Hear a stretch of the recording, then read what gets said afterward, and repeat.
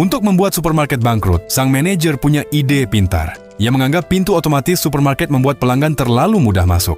Jadi, ia mengganti pintu otomatis dengan pintu putar yang ramah lingkungan dan hemat energi. Begitu pelanggan masuk, pintu itu akan terkunci secara otomatis. Pelanggan harus mendorong pintu untuk menghasilkan listrik, dan hanya jika listrik yang dihasilkan cukup, pintu bisa terbuka. Manajer berpikir cara ini akan mengurangi jumlah pelanggan. Tetapi ternyata pintu ini menjadi sangat populer di internet. Ada lebih banyak pelanggan daripada sebelumnya karena mereka tidak hanya bisa berbelanja, tetapi juga menurunkan berat badan. Sang manajer lalu berpikir, meskipun ia tidak bisa mencegah pelanggan masuk, ia masih bisa menghentikan mereka berbelanja.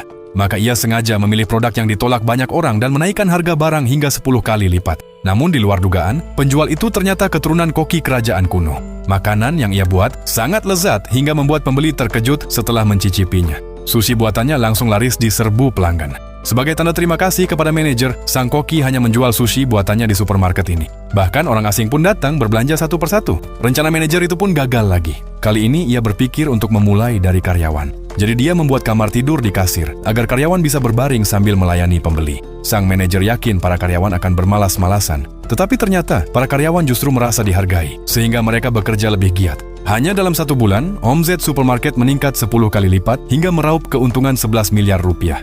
Sang manajer memutuskan untuk menghabiskan semua uang itu. Ia membeli sebidang tanah kosong dan mempekerjakan 100 siswa dengan upah 1 juta per hari untuk menanam sayuran khusus bagi supermarketnya. Suatu hari, sekelompok pelanggan datang ke ladang sayuran itu.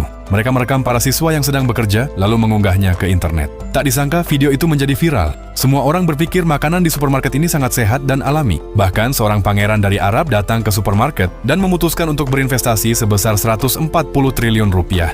Saat upacara penandatanganan, sang manajer toko begitu bersemangat hingga tidak sanggup berkata-kata. Jadi, menurutmu, apakah ia bahagia atau tidak?